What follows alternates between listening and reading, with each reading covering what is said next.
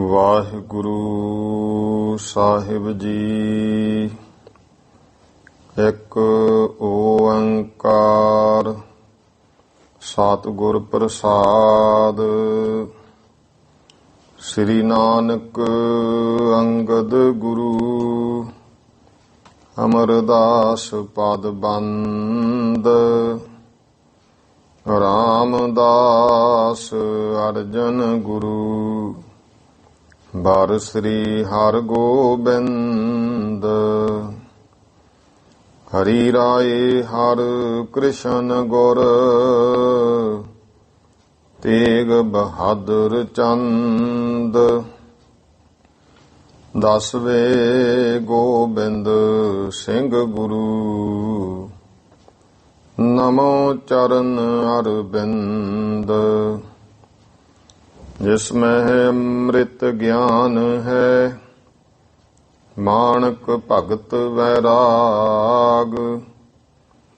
ਸ੍ਰੀ ਗੁਰੂ ਗ੍ਰੰਥ ਸਾਹਿਬ ਉद्धਤ ਬੰਦੋਂ ਕਰ ਅਨੁਰਾਗ। ਸ੍ਰੀ ਗੁਰ ਸ਼ਬਦ ਕਮਾਏ ਜਿਨ ਜੀਤੇ ਪੰਚ ਵਿਕਾਰ। ਤਿਨ ਸੰਤਨ ਕੋ ਬੰਦਨਾ ਸਿਰ ਚਰਨਨ ਪਰ ਧਾਰ। ਏਕੰਕਾਰਾ ਸਤਿਗੁਰੂ ਤਿਹ ਪ੍ਰਸਾਦ ਸਚ ਹੋਏ। ਵਾਹਿਗੁਰੂ ਜੀ ਕੀ ਫਤਿਹ। ਬਿਘਨ ਬਿਨਾਸਨ ਸੋਏ। ਵਾਹਿਗੁਰੂ ਜੀ ਕਾ ਖਾਲਸਾ ਵਾਹਿਗੁਰੂ ਜੀ ਕੀ ਫਤਿਹ। ਗੁਰੂ ਗਰੀਬ ਨਵਾਜ ਚਬਰ ਤਖਤ ਦੇ ਮਾਲਕ ਜੁਗੋ ਜੁਗ ਅਟਲ ਦਸਾਂ ਪਾਤਸ਼ਾਹੀਆਂ ਦੀ ਆਤਮਿਕ ਜੋਤ ਧੰਨ ਧੰਨ ਸ੍ਰੀ ਗੁਰੂ ਗ੍ਰੰਥ ਸਾਹਿਬ ਜੀ ਮਹਾਰਾਜ। ਗੁਰੂ ਪਾਤਸ਼ਾਹ ਜੀ ਦੀ ਕਿਰਪਾ ਬਖਸ਼ਿਸ਼ ਹੋਈ ਹੈ ਜੋ ਮਹਾਰਾਜ ਨੇ ਸ਼ਾਮ ਦੇ ਸਮੇਂ ਦੀਆਂ ਸਤਸੰਗ ਘੜੀਆਂ ਬਖਸ਼ਿਸ਼ ਕੀਤੀਆਂ ਹਨ। ਗੁਰੂ ਮਹਾਰਾਜ ਦੇ ਦਰ ਘਰ ਦੀ ਹਾਜ਼ਰੀ ਭਰਦਿਆਂ ਹੋਇਆਂ ਮਹਾਰਾਜ ਦੇ ਪਾਵਨ ਦਰਬਾਰ ਸਤਸੰਗ ਰੂਪ ਦੇ ਵਿੱਚ ਆਪ ਜੀ ਮਾਈ ਭਾਈ ਸ਼ਾਮ ਦਾ ਸਮਾਂ ਜੋ ਗੁਰੂ ਇਤਿਹਾਸ ਸਰਵਣ ਕਰਕੇ ਆਪਣੇ ਜੀਵਨ ਦੀਆਂ ਘੜੀਆਂ ਸਫਲ ਕਰ ਰਹੇ ਹੋ। ਬਹੁਤ ਹੀ ਸਤਿਕਾਰਯੋਗ ਮਹਾਨ ਵਿਦਵਾਨ ਸ੍ਰੀਮਾਨ ਕਵੀ ਸੰਤ ਰੇਣ ਪ੍ਰੇਮ ਸਿੰਘ ਜੀ ਤ੍ਰੇਹਣ ਬੰਸ, ਜਿਨ੍ਹਾਂ ਨੇ ਦਸਾਂ ਪਾਤਸ਼ਾਹੀਆਂ ਦਾ ਸੋਹਣਾ ਸੁੰਦਰ ਇਤਿਹਾਸ ਸ੍ਰੀ ਗੁਰਪੁਰ ਪ੍ਰਕਾਸ਼ ਗ੍ਰੰਥ ਲਿਖਿਆ ਹੈ। ਇਸ ਮਹਾਨ ਇਤਿਹਾਸਕ ਗ੍ਰੰਥ ਦੀ ਲੜੀਵਾਰ ਜੋ ਕਥਾ ਚੱਲ ਰਹੀ ਹੈ, ਲੜੀ ਤਹਿਤ ਪੰਜਵੇਂ ਮਹੱਲੇ ਦੀ ਕਥਾ ਧੰਨ ਸ੍ਰੀ ਗੁਰੂ ਅਰਜਨ ਦੇਵ ਪਾਤਸ਼ਾਹ ਮਹਾਰਾਜ ਦੇ ਗੁਰਸਿੱਖ ਭਾਈ ਸੰਤੋਖਾ ਤੇ ਸੰਤੋਖੇ ਜੋਗੀ ਦਾ ਪ੍ਰਸੰਗ, ਕਿਵੇਂ ਸੰਤੋਖਸਰ ਸਰੋਵਰ ਦੀ ਰਚਨਾ ਹੋਈ। ਇਸ ਉਪਰੰਤ ਭਾਈ ਕਲਿਆਣਾ ਜੀ ਦਾ ਜੀਵਨ, ਕਿਵੇਂ ਮੰਡੀ ਹਰੀਪੁਰ ਰਿਆਸਤ ਦੇ ਰਾਜੇ ਤੇ ਮਹਾਰਾਜ ਦੀ ਕਿਰਪਾ ਹੁੰਦੀ ਹੈ, ਇਹ ਕਵੀਰਾਜ ਭਾਈ ਸੰਤੋਖ ਸਿੰਘ ਜੀ ਨੇ ਲਿਖਿਆ ਹੈ ਕਿ ਕਲਿਆਣੇ ਗੁਰਸਿੱਖ ਨੂੰ ਗੁਰੂ ਮਹਾਰਾਜ ਨੇ ਕਿਹਾ ਸੀ ਕਿ ਮੰਡੀ ਰਿਆਸਤ ਪਹਾੜਾਂ ਦੀਆਂ ਰਿਆਸਤਾਂ ਵਿੱਚ ਜਾ ਕੇ ਉਹਨਾਂ ਰਾਜਿਆਂ ਨੂੰ ਪ੍ਰੇਰਨਾ ਦੇ ਕਰਕੇ ਗੁਰੂ ਨਾਨਕ ਦੇ ਘਰ ਦੀ ਮਹਿਮਾ ਨਾਲ ਜੋੜਿਆ ਜਾਵੇ, ਤਾਂ ਕਿ ਜੋ ਇਹ ਕਾਰ ਸੇਵਾਵਾਂ ਚੱਲ ਰਹੀਆਂ ਹਨ ਇਹਦੇ ਲਈ ਉਹ ਵੱਡੀ ਮਾਇਆ ਜਿਹੜੀ ਹੈ ਗੁਰੂ ਮਹਾਰਾਜ ਦੇ ਦਰ ਘਰ ਤੇ ਭੇਟ ਕਰਨ। ਕੋਈ ਗੁਰਸਿੱਖ ਜਾਵੇ ਤਾਂ ਭਾਈ ਕਲਿਆਣਾ ਜੀ ਨੇ ਖੜੇ ਹੋ ਕੇ ਬੇਨਤੀ ਕੀਤੀ ਸੀ, ਮਹਾਰਾਜ ਮੈਂ ਜਾਣ ਨੂੰ ਤਿਆਰ ਹਾਂ, ਪਰ ਇੱਕ ਬੇਨਤੀ ਹੈ ਕਿ ਪਹਾੜਾਂ ਦੇ ਵਿੱਚ ਕਰਾਮਾਤਾਂ ਨੂੰ ਪਹਿਲ ਦਿੰਦੇ ਆ। ਉਹਨਾਂ ਪਹਾੜੀਆਂ ਨੂੰ ਵਸ ਕਰਨਾ ਕੋਈ ਸੌਖੀ ਗੱਲ ਨਹੀਂ। ਤਾਂ ਮਹਾਰਾਜ ਨੇ ਬੇਅੰਤ ਬਰਕਤਾਂ ਭਾਈ ਕਲਿਆਣਾ ਜੀ ਨੂੰ ਬਖਸ਼ੀਆਂ, ਕਰਾਮਾਤਾਂ ਬਖਸ਼ੀਆਂ। ਭਾਈ ਕਲਿਆਣਾ ਜੀ ਮੰਡੀ ਰਿਆਸਤ ਵਿੱਚ ਪਹੁੰਚੇ ਤੇ ਸਮਾਂ ਆ ਗਿਆ, ਜਨਮ ਅਸ਼ਟਮੀ ਦਾ ਦਿਨ ਸੀ। ਰਾਜੇ ਦਾ ਹੁਕਮ ਸੀ ਸਾਰੇ ਵਰਤ ਰੱਖੋ, ਸਾਰੀ ਰਾਤ ਜਾਗਰਣ ਕਰਨਾ ਤੇ ਸਵੇਰ ਵੇਲੇ ਠਾਕੁਰ ਦੁਆਰੇ ਆ ਕੇ ਠਾਕੁਰਾਂ ਦਾ ਸਾਲਗ੍ਰਾਮ ਦਾ ਚਰਨਾਮ੍ਰਿਤ ਲੈ ਕਰਕੇ ਫੇਰ ਆਪਣਾ ਵਰਤ ਖੋਲ੍ਹਣਾ ਹੈ। ਪਰ ਭਾਈ ਕਲਿਆਣਾ ਜੀ ਨੇ ਅਲਪਾਹਾਰ ਕੀਤਾ, ਗੁਰੂ ਦੀ ਬਾਣੀ ਪੜ੍ਹੀ ਹੈ। ਸ਼ਾਮ ਨੂੰ ਬਾਣੀ ਪੜ੍ਹੀ ਤੇ ਫਿਰ ਅੰਮ੍ਰਿਤ ਵੇਲੇ ਉੱਠੇ, ਇਸ਼ਨਾਨ ਕੀਤਾ, ਗੁਰਬਾਣੀ ਪੜ੍ਹੀ, ਕੜਾਹ ਪ੍ਰਸ਼ਾਦ ਤਿਆਰ ਕੀਤਾ, ਛਕਿਆ ਹੈ। ਕੋਈ ਆ ਗਿਆ ਤੇ ਛਕਾਇਆ ਵੀ ਹੈ। ਸ਼ਿਕਾਇਤ ਹੋ ਗਈ, ਰਾਜੇ ਨੇ ਸੱਦ ਲਿਆ, ਮੇਰਾ ਹੁਕਮ ਕਿਉਂ ਨਹੀਂ ਮੰਨਿਆ? ਇਹਨੂੰ ਹੁਕਮ ਮਨਾਓ, ਠਾਕਰਾਂ ਦਾ ਚਰਨਾਮ੍ਰਿਤ ਲਵੇ। ਤਾਂ ਭਾਈ ਕਲਿਆਣਾ ਜੀ ਗ੍ਰਿਫਤਾਰੀ ਦਾ ਹੁਕਮ ਦੇਤਾ। ਰਾਜੇ ਨਾਲ ਵਿਚਾਰ ਚਰਚਾ ਵੀ ਹੋਈ। ਭਾਈ ਕਲਿਆਣਾ ਜੀ ਨੇ ਦੱਸਿਆ, ਸਾਡਾ ਠਾਕੁਰ ਤਾਂ ਗੁਰੂ ਪਰਮੇਸ਼ਰ ਹੈ, ਜੋ ਸ੍ਰੀ ਗੁਰੂ ਨਾਨਕ ਦੇਵ ਮਹਾਰਾਜ ਦੀ ਪੰਜਵੀਂ ਜੋਤ ਗੁਰਤਾ ਗੱਦੀ ਤੇ ਬਿਰਾਜਮਾਨ ਸ੍ਰੀ ਗੁਰੂ ਅਰਜਨ ਦੇਵ ਪਾਤਸ਼ਾਹ ਹਨ। ਅਸੀਂ ਤੇ ਆਪਣੇ ਗੁਰੂ ਸਾਹਿਬਾਂ ਦੀ ਬਾਣੀ ਪੜ੍ਹਦੇ ਹਾਂ, ਜਾਗਤ ਗੁਰੂ ਨੂੰ ਅਸੀਂ ਮੰਨਦੇ ਹਾਂ ਤੇ ਉਹ ਅਕਾਲ ਪੁਰਖ ਪਰਮਾਤਮਾ ਹੀ ਸਭ ਤੋਂ ਵੱਡਾ ਠਾਕੁਰ ਹੈ। ਸਾਨੂੰ ਸਾਡੇ ਸਤਿਗੁਰਾਂ ਨੇ ਇਹੀ ਸਿੱਖਿਆ ਦਿੱਤੀ ਹੈ ਕਿ ਜਿਹਨੇ ਸਭ ਕੁਝ ਨੂੰ ਸਾਜਿਆ, ਸਵਾਰਿਆ, ਸ਼ਿੰਗਾਰਿਆ ਹੈ, ਉਹ ਸਭ ਤੋਂ ਵੱਡਾ ਮਾਲਕ ਪਰਮਾਤਮਾ ਸਭ ਜਗ੍ਹਾ ਤੇ ਰਵਿਆ ਹੋਇਆ ਹੈ। ਤੁਸੀਂ ਤੇ ਇਸ ਛੋਟੇ ਪੱਥਰ ਦੇ ਵਿੱਚ ਉਹਨੂੰ ਕਲਪ ਕਰਕੇ ਪਰਮਾਤਮਾ ਨੂੰ ਛੋਟਾ ਕਰ ਰਹੇ। ਤਾਂ ਜਦੋਂ ਐਸਾ ਗੁੱਸੇ ਵਿੱਚ ਆਏ, ਰਾਜੇ ਨੇ ਹੁਕਮ ਦੇਤਾ ਇਸ ਦੀ ਇੱਕ ਲੱਤ ਵੱਢ ਦਿੱਤੀ ਜਾਵੇ ਤੇ ਫਿਰ ਇਹਨੂੰ ਸ਼ਹਿਰ ਤੋਂ ਬਾਹਰ ਕੱਢ ਦਿਓ, ਇਹ ਸਜ਼ਾ ਪਾਵੇਗਾ, ਇਹਨੂੰ ਪਤਾ ਲੱਗੇਗਾ। ਆਓ ਅਗਲਾ ਇਤਿਹਾਸ ਪ੍ਰੇਮ ਸਤਿਕਾਰ ਸਹਿਤ ਸਰਵਣ ਕਰੀਏ ਜੀ। ਸਤਨਾਮ ਸ੍ਰੀ ਵਾਹਿਗੁਰੂ ਸਾਹਿਬ ਜੀ। ਏਮ ਸੁਨ ਕੈ ਆਏ ਚੰਡਾਲਾ। ਰਾਜੇ ਦਾ ਇਹ ਹੁਕਮ ਸੁਣ ਕੇ ਚੰਡਾਲ ਪਹੁੰਚ ਗਏ। ਮਨ ਕਲਿਆਣੇ ਗੁਰੂ ਸੰਭਾਲਾ। ਭਾਈ ਕਲਿਆਣਾ ਜੀ ਨੇ ਮਨ ਵਿੱਚ ਸਤਿਗੁਰਾਂ ਨੂੰ ਸੰਭਾਲਿਆ, ਯਾਦ ਕੀਤਾ, ਅਬ ਸਹਾਏ ਕੋ ਸਮੋ ਤੁਮਾਰਾ, ਕਿ ਹੇ ਸਤਿਗੁਰੂ ਜੀ ਹੁਣ ਤੁਹਾਡਾ ਹੀ ਸਮਾਂ ਹੈ, ਤੁਸੀਂ ਕਿਰਪਾ ਕਰੋ, ਸਹਾਇਤਾ ਕਰੋ। ਚਲਤ ਸਮੈ ਮੁਖ ਬਾਕੂ ਚਾਰਾ। ਇਹ ਚੱਲਦਿਆਂ ਸਮਿਆਂ ਜਦੋਂ ਉੱਥੋਂ ਤੁਰਿਆ ਸੀ ਅੰਮ੍ਰਿਤਸਰ ਸਾਹਿਬ ਤੋਂ, ਗੁਰੂ ਸਾਹਿਬ ਨੇ ਮੁਖ ਤੋਂ ਇਹ ਬਚਨ ਉਚਾਰਿਆ ਸੀ, ਗੁਰੂ ਸਹਾਏ ਹੋਏ ਚੱਲ ਆਵੋ। ਇਹ ਗੁਰੂ ਸਹਾਇਕ ਹੋਵੇਗਾ। ਭਾਈ ਕਲਿਆਣਾ ਤੂੰ ਜਾ ਮੰਡੀ ਰਿਆਸਤ ਪਹਾੜਾਂ ਵਿੱਚ, ਆਪ ਹਾਥ ਦੇ ਨਾਥ ਬਚਾਵੋ। ਹੇ ਮਾਲਕ ਸਤਿਗੁਰੂ ਜੀ ਹੁਣ ਕਿਰਪਾ ਕਰਕੇ ਆਪ ਹੱਥ ਦੇ ਕੇ ਬਚਾਵੋ ਜੀ। ਜੰਗ ਕਾਟ ਬੇ ਲੱਗੇ ਚੰਡਾਲ।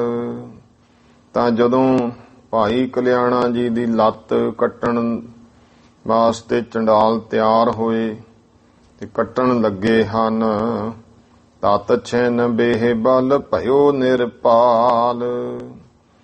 ਰਾਜਾ ਜਿਹੜਾ ਸੀ ਤੁਰੰਤ ਇੱਕਦਮ ਬੇਵਲ ਹੋ ਗਿਆ ਹੈ। ਖਰੋ ਤੋ ਮੂਰਛ ਗਿਰ ਪਰਿਓ। ਤੇ ਰਾਜਾ ਖੜਾ ਸੀ, ਇੱਕਦਮ ਗਸ਼ ਖਾ ਕੇ ਮੂਰਛਾ ਹੋ ਕੇ ਡਿੱਗ ਪਿਆ ਹੈ। ਮੁਖ ਬੇਬਰਨ ਕੰਪਤ ਤਰ ਫਰਿਓ।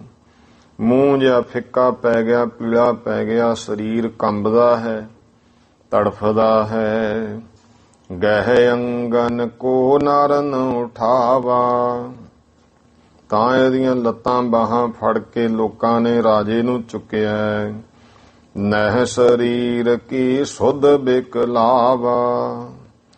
ਐਸਾ ਵਿਆਕੁਲ ਹੋਇਆ ਕਿ ਰਾਜੇ ਨੂੰ ਕੋਈ ਸਰੀਰ ਦੀ ਵੀ ਸੋਝੀ ਨਹੀਂ ਹੈ।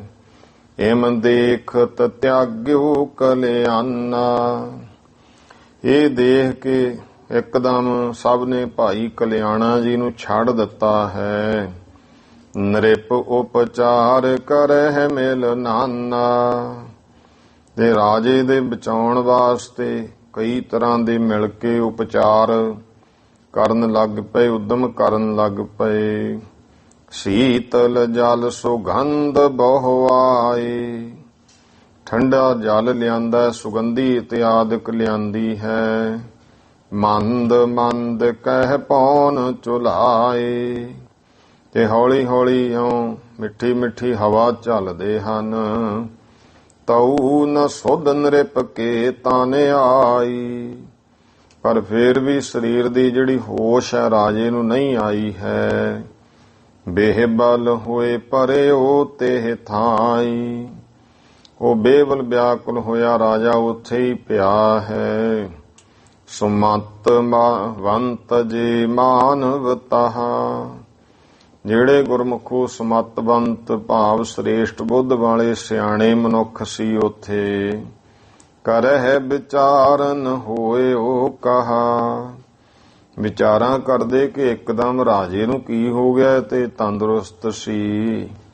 ਹੁਕਮ ਬਦੇਸੀ ਨਾਰ ਪਰ ਕੀਨਾ। ਆ ਜਿਹੜਾ ਵਿਦੇਸ਼ ਤੋਂ ਪ੍ਰਾਣੀ ਆਇਆ ਉਹਦੇ ਤੇ ਰਾਜੇ ਨੇ ਇਹ ਹੁਕਮ ਕੀਤਾ। ਏਕ ਜੰਗ ਕੋ ਕੀਜੈ ਹੀਨਾ। ਕਿ ਇਸ ਦੀ ਇੱਕ ਲੱਤ ਨੂੰ ਕੱਟ ਦਿੱਤਾ ਜਾਵੇ। ਜਬ ਜੰਦਾਲ ਗਇਓ ਤਿਸ ਤੀਰ। ਉਹਨਾਂ ਵਿਚਾਰ ਕੀਤੀ ਵੀ ਦੇਖੋ ਜਦੋਂ ਜਿਹੜਾ ਜਲਾਦ ਸੀ ਉਸ ਵਿਦੇਸ਼ੀ ਪ੍ਰਾਣੀ ਦੇ ਕੋਲੇ ਗਿਆ ਹੈ। ਗਿਰਿਓ ਨ੍ਰਿਪਤ ਸੁਧ ਨਹੀਂ ਸਰੀਰ।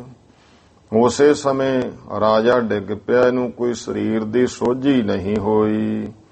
ਜਾਂ ਤੇ ਤਿਸ ਕੋ ਕਰੋ ਪ੍ਰਸੰਨ। ਇਹ ਤਾਂ ਲੱਗਦਾ ਰਾਜੇ ਨੂੰ ਇਹੀ ਪਾਪ ਲੱਗਿਆ, ਕੋਈ ਸਾਧੂ ਸੰਤ ਹੈ, ਇਸ ਕਰਕੇ ਇਸ ਨੂੰ ਪ੍ਰਸੰਨ ਕਰੋ। ਜਿਮ ਸੋ ਕਹਿ ਲੀਜੀਏ ਮਨ। ਆਪਾਂ ਬੇਨਤੀ ਕਰੋ ਵੀ ਜਿਵੇਂ ਇਹ ਸਿੱਖ ਕਹਿੰਦਾ ਹੈ ਉਸੇ ਤਰ੍ਹਾਂ ਇਹਦੀ ਗੱਲ ਮੰਨ ਲਈਏ। ਸੁਣ ਕੇ ਸਭ ਨੇ ਨਿਸ਼ਚਾ ਕਰਿਓ। ਤਾਂ ਇਹ ਸੁਣ ਕੇ ਸਾਰਿਆਂ ਨੇ ਇਸ ਗੱਲ ਦਾ ਨਿਸ਼ਚਾ ਕੀਤਾ ਹੈ। ਐਮ ਹੀ ਭਈ ਤਾਹੇ ਕੁਛ ਕਰਿਓ। ਇਸੇ ਤਰ੍ਹਾਂ ਹੀ ਹੋਇਆ, ਇਸੇ ਨਹੀਂ ਲੱਗਦਾ ਕੁਛ ਕੀਤਾ ਹੈ। ਤਬ ਮੰਤਰੀ ਜੋਰੇ ਜੁਗ ਪਾਨਾ। ਤਾਂ ਜਿਹੜੇ ਮੰਤਰੀ ਸੀ ਆ ਗਏ ਭਾਈ ਕਲਿਆਣਾ ਜੀ ਦੇ ਕੋਲ ਤੇ ਦੋਵੇਂ ਹੱਥ ਜੋੜੇ ਹਨ। ਗਇਓ ਤੁਰਤ ਜਹ ਥਿਤ ਕਲਿਆਣਾ। ਮੁੱਖ ਮੰਤਰੀ ਜਿਹੜਾ ਹੁੰਦਾ ਹੈ ਸਾਰਿਆਂ ਨੂੰ ਮੇਨ, ਉਹਨੇ ਫਿਰ ਹੱਥ ਜੋੜੇ ਆ। ਤੁਰੰਤ ਜਿਹੜੀ ਜਗ੍ਹਾ ਤੇ ਭਾਈ ਕਲਿਆਣਾ ਜੀ ਸਨ ਉੱਥੇ ਗਿਆ ਹੈ। ਤੁਮ ਹੋ ਸੰਤ ਰੂਪ ਨਹਿ ਜਾਣੇ। ਕਹਿੰਦਾ ਮਹਾਰਾਜ ਜੀ ਤੁਸੀਂ ਸੰਤ ਰੂਪ ਹੋ, ਪਰ ਅਸੀਂ ਇਸ ਗੱਲ ਨੂੰ ਜਾਣਿਆ ਨਹੀਂ ਹੈ। ਕਰੀ ਅਵਗਿਆ ਤੇ ਪਛਤਾਨੇ। ਇਹ ਅਸੀਂ ਤਾਂ ਤੁਹਾਡੀ ਅਵਗਿਆ ਕੀਤੀ ਹੈ, ਇਸ ਕਰਕੇ ਪਛਤਾ ਰਹੇ ਹਾਂ। ਅਬ ਬਖਸ਼ੋ ਕਰ ਖਿਮਾ ਕਨੇਰੀ। ਹੁਣ ਕਿਰਪਾ ਕਰੋ ਬਹੁਤੀ ਖਿਮਾ ਕਰਕੇ ਸਾਨੂੰ ਬਖਸ਼ਿਸ਼ ਕਰ ਦਿਓ, ਭਾਵ ਸਾਨੂੰ ਵਡੇਰੀ ਖਿਮਾ ਬਖਸ਼ੋ ਜੀ। ਮਹਿਮਾ ਤੁਮਰੀ ਲਖੀ ਵਡੇਰੀ। ਅਸੀਂ ਇਹ ਤੁਹਾਡੀ ਬਹੁਤ ਵੱਡੀ ਮਹਿਮਾ ਜਾਣ ਲਈ ਹੈ। ਕਿਰਪਾ ਕਰੋ ਨ੍ਰਿਪ ਨਿਕਟ ਸਿਧਾਰੋ। ਤੋ ਕਿਰਪਾ ਕਰੋ ਸੰਤ ਜੀ ਰਾਜੇ ਦੇ ਕੋਲ ਚੱਲੋ। ਬੇਹਬਲ ਹੋਵਤ ਮਿਰਤ ਜਿਵਾਰੋ। ਰਾਜਾ ਬੇਵਲ ਬੇਸ਼ੁੱਧ ਹੋਇਆ ਪਿਆ, ਉਸ ਮੁਰਦੇ ਨੂੰ ਮਹਾਰਾਜ ਜੀ, ਐ ਸੰਤ ਜੀ ਤੁਸੀਂ ਜਵਾਲ ਦਿਓ, ਨਾਹੇ ਤਾਂ ਮ੍ਰਿਤਕ ਨਿਰਪਤ ਹੋਏ ਜਾਈ, ਨਹੀਂ ਤੇ ਸਾਡਾ ਰਾਜਾ ਮਰ ਜਾਵੇਗਾ। ਉਠੋ ਆਪ ਰੱਛੋ ਸੁਖਦਾਈ। हे ਮਹਾਂਪੁਰਸ਼ੋ, ਸੁੱਖਾਂ ਦੇ ਤੁਸੀਂ ਦਾਤਿਓ, ਕਿਰਪਾ ਕਰਕੇ ਉਠੋ, ਰਾਜੇ ਦੀ ਰੱਖਿਆ ਕਰੋ। ਇਮ ਕਹਿ ਨਿਰਪ ਕੇ ਢਿਗ ਲੈ ਗਏ। ਇਉਂ ਕਹਿ ਕੇ ਭਾਈ ਕਲਿਆਣਾ ਜੀ ਨੂੰ ਰਾਜੇ ਦੇ ਕੋਲ ਲੈ ਗਏ ਹਨ। ਪਰੇ ਉਹ ਬੀਚ ਮਿਲ ਨਰ ਗਨ ਭਏ। ਇਉਂ ਜਿੱਥੇ ਬਹੁਤ ਲੋਕ ਇਕੱਠੇ, ਰਾਜਾ ਵਿਚਕਾਰ ਪਿਆ ਹੈ। ਅਵਲੋਕਤ ਕਲਿਆਣ ਬਖਾਨਾ। ਤੋ ਮਹਾਂਪੁਰਸ਼ ਭਾਈ ਕਲਿਆਣਾ ਜੀ ਨੇ ਵੇਖਿਆ, ਰਾਜੇ ਨੂੰ ਵਚਨ ਕੀਤੇ ਹਨ। ਸ੍ਰੀ ਅਰਜਨ ਸਤਿਗੁਰੂ ਮਹਾਨਾ। ਕਹਿਣ ਲੱਗਿਆ, ਭਾਈ ਸ੍ਰੀ ਗੁਰੂ ਅਰਜਨ ਦੇਵ ਮਹਾਰਾਜ ਸਤਿਗੁਰੂ ਜੀ ਹੀ ਮਹਾਨ ਹਨ। ਤਿਸ ਕੀ ਸਿੱਖੀ ਧਾਰਨ ਕਰੀਐ। ਉਸ ਸਤਿਗੁਰਾਂ ਦੀ ਸਿੱਖੀ ਧਾਰਨ ਕਰੋ ਤੁਸੀਂ। ਗੁਰ ਸ਼ਰਧਾ ਕੋ ਔਰ ਮਹਿ ਧਰੀਐ। ਗੁਰੂ ਮਹਾਰਾਜ ਤੇ ਸ਼ਰਧਾ ਆਪਣੇ ਹਿਰਦੇ ਵਿੱਚ ਧਾਰਨ ਕਰੋ। ਕਾਰਨ ਕਾਰਨ ਤਰਲੋਕੀ ਨਾਥ। ਜੋ ਸਤਿਗੁਰੂ ਜੀ ਸਭ ਕੁਝ ਕਰਨ ਕਾਰਨ, ਭਾਵ ਸਾਰੀ ਸਮਰੱਥਾ ਰੱਖਣ ਵਾਲੇ ਐ, ਤੇ ਤ੍ਰੈ ਲੋਕਾਂ ਦੇ ਤਰਲੋਕੀ ਦੇ ਮਾਲਕ ਹਨ। ਤਿੰਨ ਢਿੱਗ ਚੱਲੋ ਧਰੋ ਪੱਗ ਮਾਥ। ਭਾਈ ਕਲਿਆਣਾ ਜੀ ਦੇ ਇਹ ਬਚਨ ਕੇ ਭਾਈ, ਉਹ ਸਤਿਗੁਰੂ ਜੀ ਦੇ ਕੋਲ ਚੱਲੋ, ਮਹਾਰਾਜ ਦੇ ਚਰਨਾਂ ਤੇ ਨਮਸਕਾਰਾਂ ਕਰੋ, ਮੱਥੇ ਰੱਖੋ। ਸਭ ਇਕੱਤਰ ਹੋਏ ਲਿਹੋ ਸਤਨਾਮ। ਤੇ ਸਾਰੇ ਇਕੱਠੇ ਹੋ ਕੇ ਗੁਰੂ ਮਹਾਰਾਜ ਦੇ ਕੋਲੋਂ ਸੱਚੇ ਨਾਮ ਦੀ ਪ੍ਰਾਪਤੀ ਕਰੋ। ਤਿਸ ਦਿਸ ਕੋ ਕੀਜੈ ਪ੍ਰਣਾਮ। ਹੁਣ ਇਉਂ ਕਰੋ ਵੀ ਗੁਰੂ ਮਹਾਰਾਜ ਇਸ ਦਿਸ਼ਾ ਵਿੱਚ ਹੈ, ਸ੍ਰੀ ਅੰਮ੍ਰਿਤਸਰ ਸਾਹਿਬ। ਉਧਰ ਨੂੰ ਸਾਰੇ ਮੂੰਹ ਕਰਕੇ ਗੁਰੂ ਅਰਜਨ ਦੇਵ ਪਾਤਸ਼ਾਹ ਦਾ ਨਾਮ ਲਓ। ਜਿਵੇਂ ਭੱਟਾਂ ਨੇ ਬਾਣੀ ਵਿੱਚ ਪਵਿੱਤਰ ਬਚਨ ਕੀਤੇ ਹੈ, ਜਪਿਓ ਜਿਨ ਅਰਜਨ ਦੇਵ ਗੁਰੂ, ਫਿਰ ਸੰਕਟ ਜੋਨ ਗਰਭ ਨਹੀਂ ਆਇਓ।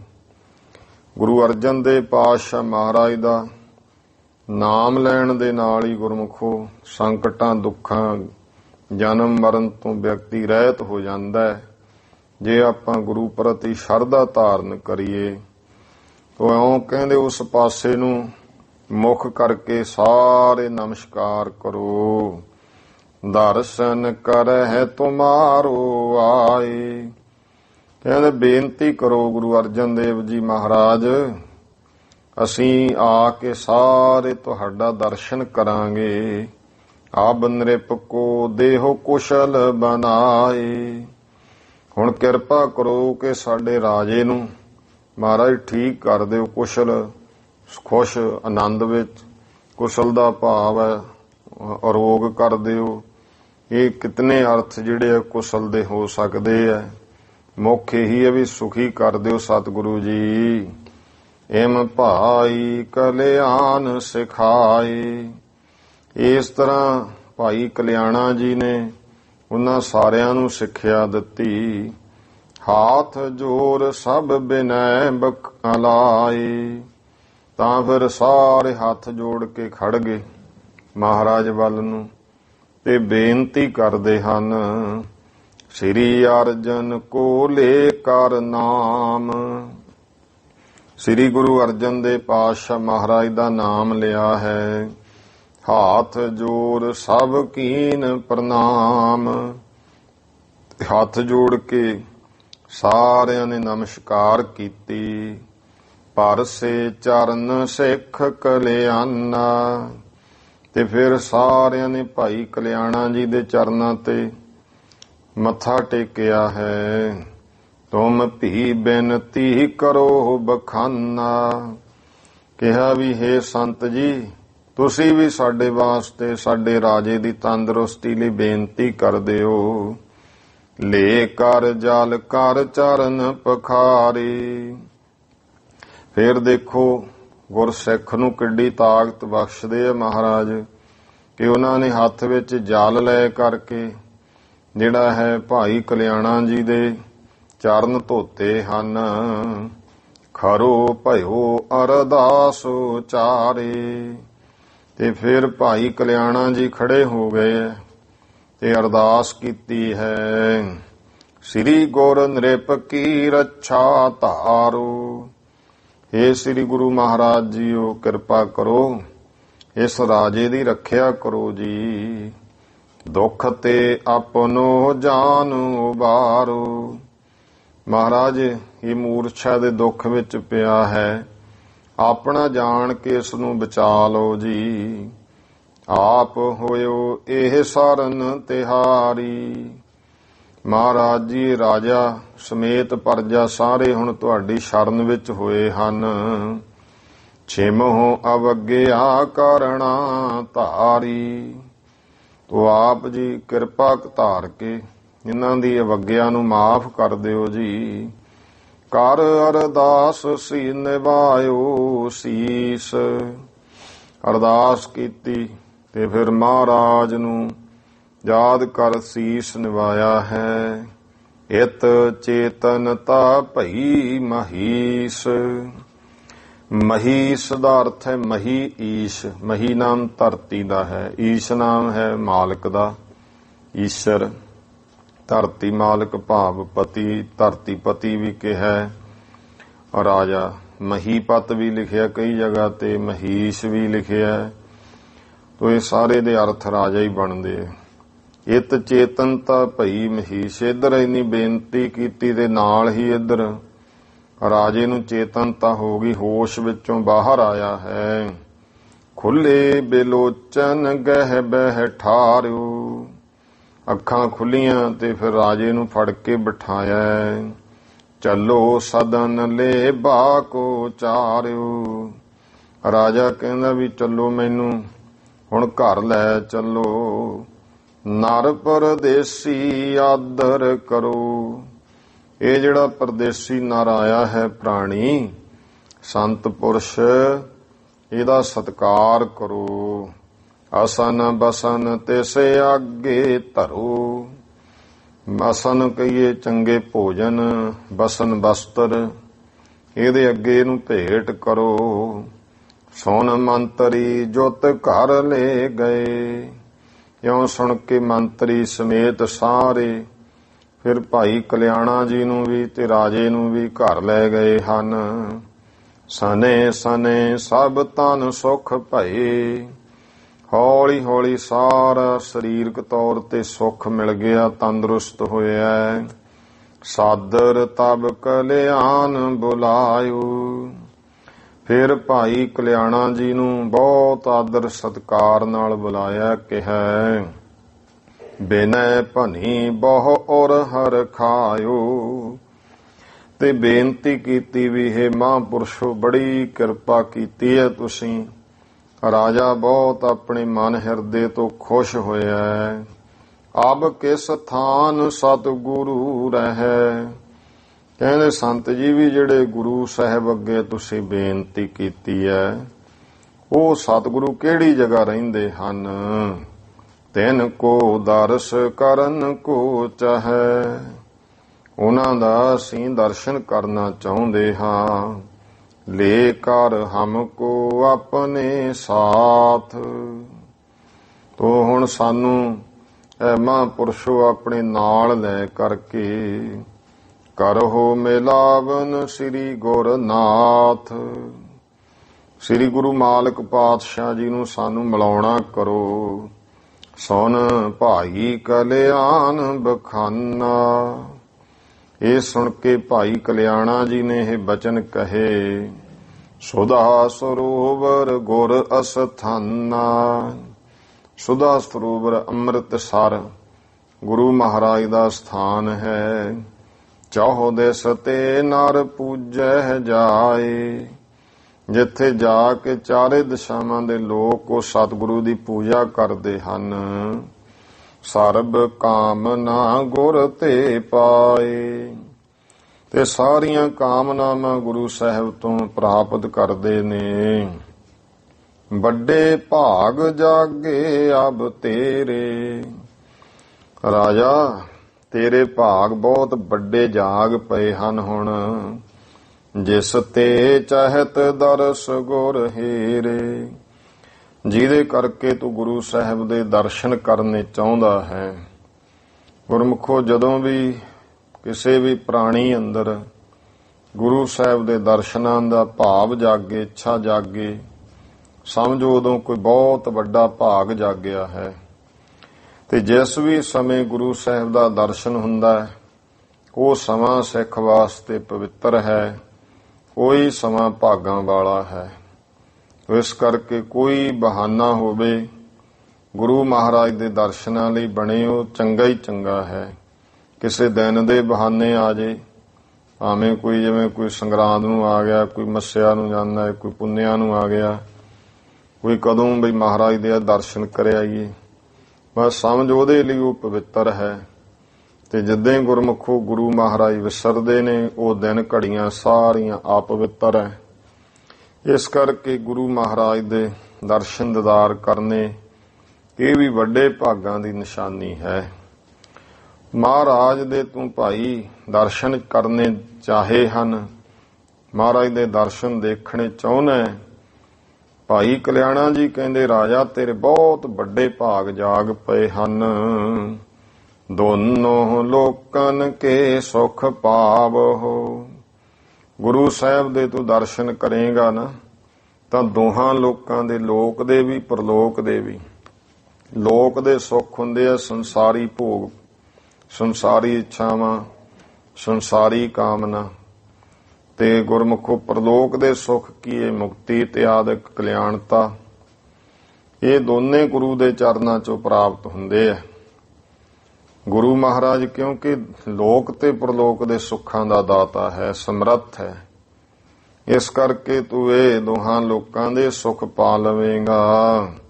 ਚੱਲੋ ਬਨੋ ਸਿੱਖ ਸੀਸ ਨਿਵਾਵੋ। ਇਉਂ ਚੱਲ ਰਾਜਾ, ਗੁਰੂ ਮਹਾਰਾਜ ਦਾ ਸਿੱਖ ਬਣ, ਗੁਰੂ ਸਾਹਿਬ ਨੂੰ ਸਿਰ ਨਿਵਾ। ਇਮ ਸੁਨ ਮਹਿ ਪਾਲਕ ਵਡ ਭਾਗਾ। ਇਹ ਸੁਣ ਕੇ ਮਹਿ ਪਾਲਕ, ਉਹਦਾ ਇੱਥੇ ਵੀ ਅਰਥ ਰਾਜਾ ਹੈ, ਜਿਹੜਾ ਵੱਡੇ ਭਾਗਾਂ ਵਾਲਾ ਹੈ। ਗੁਰੂ ਬਿਲੋਕਨ ਕੋ ਅਨੁਰਾਗਾ।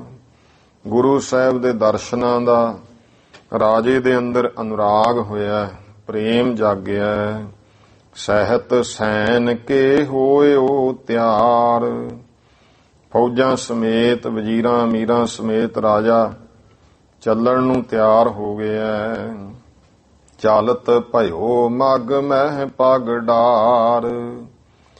ਰਸਤੇ ਵਿੱਚ ਨੇ ਪੈਰ ਪਾਇਆ, ਭਾਵ ਚੱਲਿਆ ਹੈ। ਸਨੈ ਸਨੈ ਸੰਗ ਲੇਕ ਲਿਆਨਾ।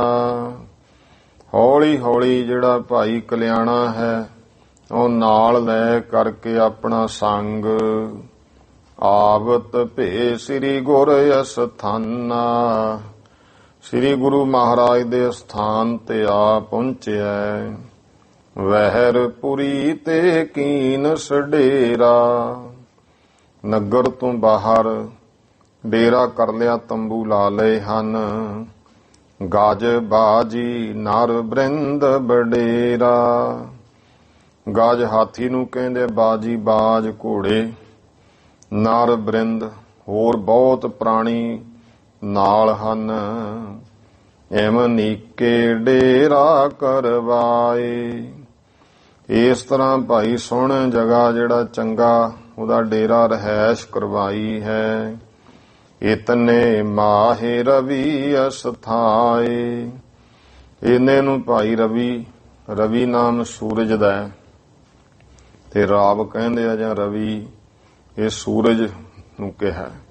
ਜਿਹੜਾ ਸੂਰਜ ਹੈ ਅਸਥਾਏ, ਉਹ ਭਾਈ ਆਥਣ ਹੋ ਗਿਆ, ਭਾਵ ਛਿਪਿਆ ਹੈ। ਸ੍ਰੀ ਗੁਰ ਢਿਗ ਕਲਿਆਣਾ ਆਇਓ। ਸ੍ਰੀ ਗੁਰੂ ਮਹਾਰਾਜ ਦੇ ਕੋਲ ਭਾਈ ਕਲਿਆਣਾ ਜੀ ਪਹੁੰਚੇ ਹਨ। ਚਰਨ ਕਮਲ ਪਰ ਸੀਸ ਨਿਵਾਇਓ। ਭਾਈ ਕਲਿਆਣਾ ਜੀ ਨੇ ਧੰਨ ਸ੍ਰੀ ਗੁਰੂ ਅਰਜਨ ਦੇਵ ਪਾਤਸ਼ਾਹ ਦੇ ਚਰਨਾਂ ਤੇ ਸੀਸ ਨਿਵਾਇਆ ਹੈ। ਬ੍ਰਿਥਾ ਕਹੀ ਨਿਜ ਨ੍ਰਿਪ ਕੀ ਸਾਰੀ। ਫਿਰ ਉਹ ਸਾਰੀ ਬ੍ਰਿਥਾ ਕਥਾ ਕਹਾਣੀ ਹਾਲਤ ਆਪਣੀ ਵੀ ਕਿ ਕੀ ਹੋਇਆ ਤੇ ਰਾਜੇ ਦੀ ਵੀ ਕਿਵੇਂ ਹੁਣ ਮਹਾਰਾਜ ਉਹ ਨੀਵਾਂ ਹੋ ਕੇ ਆਇਆ ਹੈ, ਸਾਰੀ ਗੱਲ ਦੱਸ ਦਿੱਤੀ। ਸਤਿਗੁਰ ਭੇ ਪ੍ਰਸੰਨ ਤਿਸ ਬਾਰੀ। ਗੁਰੂ ਸਾਹਿਬ ਜੀ ਉਸ ਸਮੇਂ ਭਾਈ ਕਲਿਆਣਾ ਜੀ ਤੇ ਬਹੁਤ ਪ੍ਰਸੰਨ ਹੋਏ ਹਨ। ਦੇਗ ਪ੍ਰਸਾਦ ਨ੍ਰਿਪਹਿ ਪਹੁੰਚਾਇਓ। ਫਿਰ ਜੋ ਦੇਗ ਪ੍ਰਸਾਦ ਲੰਗਰ ਪ੍ਰਸਾਦ ਹੈ ਉਹ ਸਾਰਾ ਰਾਜੇ ਦੇ ਡੇਰੇ ਪਹੁੰਚਦਾ ਕਰ ਦਿੱਤਾ ਹੈ। ਛਕ ਸਭ ਹਨ ਸੋ ਨਿਸਾ ਬਿਤਾਇਓ। ਸਭ ਨੇ ਛਕਿਆ ਤੇ ਰਾਤ ਉੱਥੇ ਬਤੀਤ ਕੀਤੀ ਹੈ। ਦੋਹਰਾ ਭਈ ਭੋਰ ਸ੍ਰੀ ਗੁਰ ਉੱਠੇ ਕਰ ਇਸ਼ਨਾਨ ਤੇ ਆਦ। ਅੰਮ੍ਰਿਤ ਵੇਲਾ ਹੋਇਆ, ਧੰਨ ਸ੍ਰੀ ਗੁਰੂ ਅਰਜਨ ਦੇਵ ਮਹਾਰਾਜ ਉੱਠੇ, ਇਸ਼ਨਾਨ ਇਤਿਆਦ ਕੀਤਾ ਹੈ। ਗੁਰ ਸਿੰਘਾਸਨ ਪਰ ਥਿਰੇ ਦਰਸਹਿ ਸਿੱਖ ਅਹਿਲਾਦ। ਜੋ ਮਹਾਰਾਜ ਨੇ ਨਿਜ ਸਰੂਪ ਦਾ ਧਿਆਨ ਧਰਿਆ, ਫਿਰ ਸਮਾਂ ਤੇ ਮਹਾਰਾਜ ਆ ਕੇ ਸਿੰਘਾਸਣ ਤੇ ਬਿਰਾਜਮਾਨ ਹੋ ਗਏ ਹੈ। ਬੇਅੰਤ ਗੁਰਸਿੱਖ ਜਿਹੜੇ ਹਨ ਉਹ ਮਹਾਰਾਜ ਨੂੰ ਅਹਿਲਾਦ ਖੁਸ਼ੀ ਦੇ ਨਾਲ ਪ੍ਰਸੰਨਤਾ ਨਾਲ ਮਹਾਰਾਜ ਦੇ ਦਰਸ਼ਨ ਕਰਦੇ ਹਨ। ਚੌਪਈ ਗਮਨਿਓ ਨ੍ਰਿਪ ਢਿਗ ਤਬ ਕਲਿਆਣਾ। ਫਿਰ ਭਾਈ ਕਲਿਆਣਾ ਜੀ ਨੂੰ ਹੁਕਮ ਕੀਤਾ ਕਿ ਜਾਓ ਹੁਣ ਰਾਜੇ ਨੂੰ ਕਹੋ ਦਰਸ਼ਨ ਕਰ ਲਵੇ। ਭਾਈ ਕਲਿਆਣਾ ਜੀ ਰਾਜੇ ਕੋਲ ਗਏ ਹਨ। ਮਿਲਨ ਹੇਤ ਬਿਰਤੰਤ ਬਖਾਨਾ। ਤੇ ਰਾਜੇ ਨੂੰ ਦੱਸਿਆ ਕਿ ਹੁਣ ਰਾਜਾ ਮਹਾਰਾਜ ਦੇ ਤੂੰ ਦਰਸ਼ਨ ਕਰ ਸਕਦਾ ਹੈ, ਇਉਂ ਮਿਲਣ ਦਾ ਬਿਰਤਾਂਤ ਕਿਹਾ ਹੈ। ਤਤ ਚੈਨ ਕੀਨਸ ਸਗਰੀ ਤਿਆਰੀ। ਰਾਜੇ ਨੇ ਵੀ ਫਿਰ ਤੁਰੰਤ ਤਿਆਰੀਆਂ ਕਰ ਲਈਆਂ, ਕਿਵੇਂ ਜਾਣਾ ਹੈ, ਕਿਹੜੀ ਕਿਹੜੀ ਭੇਟਾ ਲੈ ਕੇ ਜਾਣੀ ਹੈ, ਕਿਉਂਕਿ ਇੱਕ ਭੇਟਾ ਨਹੀਂ ਬੇਅੰਤ ਸੀ। ਹਜ਼ਾਰਾਂ ਰੁਪਈਆ ਹੈ, ਹੋਰ ਕੀਮਤੀ ਤੋਹਫੇ ਨੇ ਜਿਹੜੇ ਸਾਰੇ ਮੰਤਰੀਆਂ ਸੰਤਰੀਆਂ ਨੇ ਚੱਕਣੇ ਆ। ਕਿਹੜੀ ਵਸਤੂ ਰਾਜਾ ਚੱਕ ਕੇ ਤੁਰੂਗਾ, ਇਉਂ ਸਾਰੇ ਕਿਵੇਂ ਕਿਵੇਂ ਨਾਲ ਜਾਣਗੇ। ਇਉਂ ਪੂਰੀ ਵਿਉਂਤਬੰਦੀ ਨਾਲ ਤੁਰੰਤ ਭਾਈ ਮਹਾਰਾਜ ਕੋਲ ਆਉਣ ਦੀ ਤਿਆਰੀ ਕਰ ਲਈ ਹੈ। ਲੈ ਕਰ ਸਾਥ ਉਪਾਇਨ ਸਾਰੀ। ਨਾਲ ਜਿੰਨੀਆਂ ਸਭ ਭੇਟਾਵਾਂ ਲੈ ਲਈਆਂ ਹਨ। ਸਚਵ ਸੁਭਟ ਕੋ ਲੈ ਸਮਦਾਈ। ਸਚਵ ਕਹੀਏ ਜਿਹੜੇ ਮੰਤਰੀ ਹੈ ਤੇ ਸੁਭਟ ਕਹੀਏ ਜਿਹੜੇ ਸੂਰਮੇ ਹੈ, ਉਹਨਾਂ ਨੂੰ ਸਭ ਨੂੰ ਨਾਲ ਲਿਆ ਹੈ। ਬਸਨ ਬਿਭੂਖਨ ਜਿਨੋ ਸੁਹਾਏ। ਬਹੁਤ ਸੋਹਣੇ ਵਸਤਰ ਪਾਏ ਹੈ, ਗਹਿਣੇ ਪਾਏ ਜਿਨ੍ਹਾਂ ਤੇ ਸ਼ੋਭਦੇ ਹਨ। ਪਾਇਨ ਤੇ ਚੱਲ ਕਰ ਮਹਿ ਪਾਲਾ। ਇਉਂ ਪੈਰੀਂ ਚੱਲ ਕੇ ਆਪਣੇ ਡੇਰੇ ਤੋਂ ਜਿਹੜਾ ਰਾਜਾ ਹੈ ਗਮਨਿਓ ਸ਼ਰਧਾ ਧਰੇ ਵਿਸਾਲਾ। ਤੇ ਬਹੁਤ ਸ਼ਰਧਾ ਧਾਰ ਕੇ ਗੁਰੂ ਸਾਹਿਬ ਵੱਲ ਨੂੰ ਚੱਲਿਆ ਹੈ। ਜਦੋਂ ਵੀ ਘਰੋਂ ਤੁਰਦੇ ਆ, ਜਦੋਂ ਗੁਰਮੁਖੋ ਤੁਰਨ ਲੱਗੇ ਅਰਦਾਸ ਕਰਿਆ ਕਰੋ। ਸੂਖਮ ਹੈ, ਇਹਦੇ ਲਈ ਕੋਈ ਇਹ ਤਾਂ ਨਹੀਂ ਵੀ ਬਹੁਤ ਲੰਮਾ ਸਮਾਂ ਚਾਹੀਦਾ। ਸੂਖਮ ਅਰਦਾਸ ਨੂੰ ਤਾਂ ਸਕਿੰਟਾਂ 'ਚ ਹੀ ਹੈ, ਫੁਰਨਾ ਹੀ ਬਣਾਉਣਾ ਹੈ ਅੰਦਰ ਕਿ ਮਹਾਰਾਜ ਤੇਰੇ ਦਰਸ਼ਨ ਕਰਨ ਆ ਰਹੇ ਆ, ਕਿਰਪਾ ਕਰ, ਮਿਹਰ ਕਰੀ।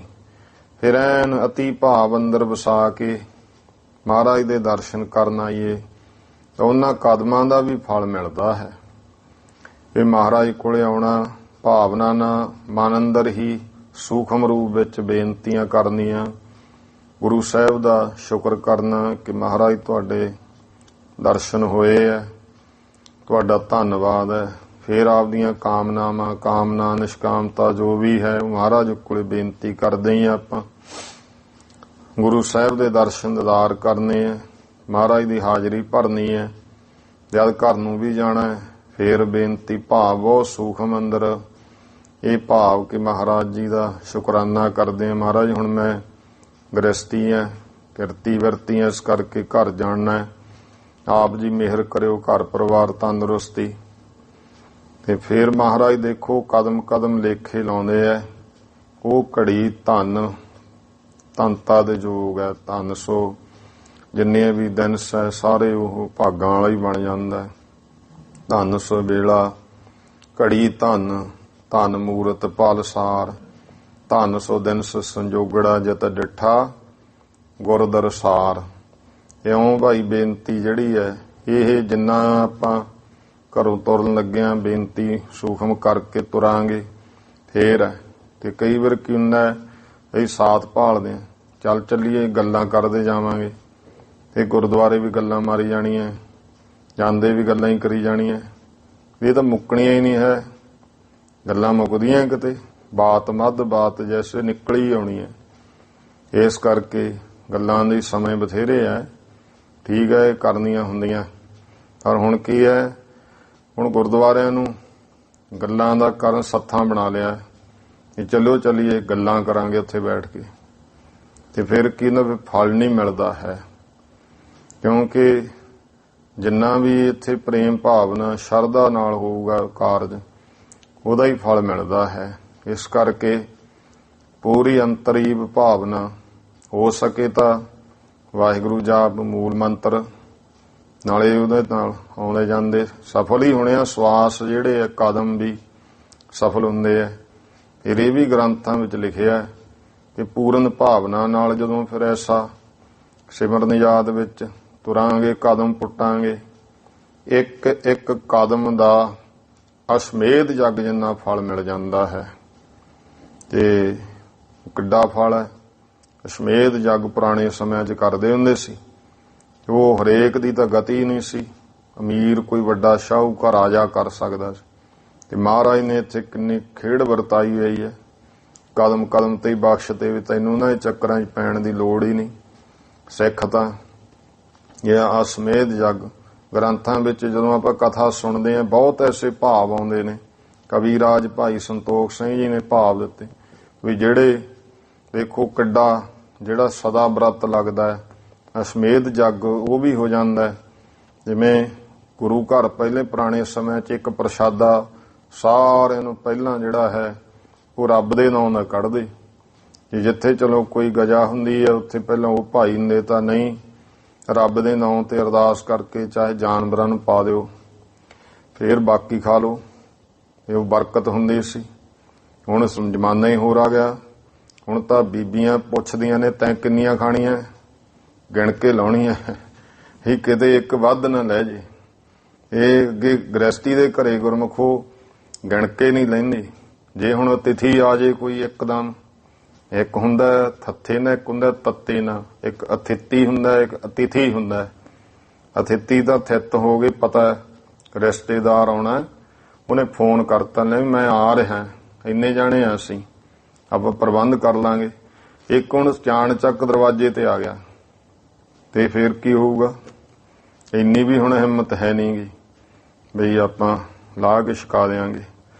ਇਸ ਕਰਕੇ ਇਹ ਗ੍ਰੰਥਾਂ ਦੇ ਵਿੱਚ ਕਥਾ ਸੁਣ ਕੇ ਹੀ ਇਹਨਾਂ ਗੱਲਾਂ ਦਾ ਪਤਾ ਲੱਗਦਾ ਹੈ। ਇਹਦੇ ਵਿੱਚ ਹੁਣ ਜਿਹੜਾ ਸੰਖੇਪ ਹੈ, ਜਦੋਂ ਭਾਈ ਸੰਤੋਖ ਸਿੰਘ ਜੀ ਦੀ ਲਿਖਤ ਆਪਾਂ ਸਰਵਣ ਕਰਦੇ ਹਾਂ, ਇੱਕ ਵਾਰੀ ਤੋਂ ਸਾਰੀ ਕਥਾ ਹੋਈ ਹੈ, ਦੁਬਾਰਾ ਫੇਰ ਜਦੋਂ ਸਮਾਂ ਮਿਲਿਆ ਤਾਂ ਚੱਲੀ ਜਾਣਾ। ਕੀ ਹੈ ਦੁਆਰੇ ਦੁਆਰੇ ਜਿਵੇਂ ਸਾਹ ਦੁਆਰੇ ਦੁਆਰੇ ਲਈ ਜਾਂਦੇ ਆ। ਪਾਣੀ ਪੀ ਲਿਆ ਫਿਰ ਤੇਲ ਲੱਗਿਆ ਹੀ, ਫਿਰ ਪੀ ਲਿਆ, ਭੁੱਖ ਲੱਗਿਆ ਹੀ ਖਾ ਲਿਆ, ਫਿਰ ਲੱਗਿਆ ਹੀ ਫਿਰ ਖਾ ਲਿਆ। ਇਸੇ ਤਰ੍ਹਾਂ ਗੁਰਮੁਖੋ ਇਤਿਹਾਸ ਹੈ, ਸੁਣ ਲਿਆ ਫਿਰ ਦੁਬਾਰੇ ਸੁਣ ਲਿਆ। ਕਿੰਨੀ ਵੇਰ ਹੈ ਭਾਗਾਂ ਵਾਲੇ ਜਿਹੜੇ ਹੌਲੀ। ਇਹ ਮਹਾਰਾਜ ਦੀ ਕਿਰਪਾ, ਉਹਦੇ ਵਿੱਚ ਤੇ ਬਹੁਤ ਵਿਸਥਾਰ ਦਿੱਤਾ ਹੋਇਆ ਹੈ।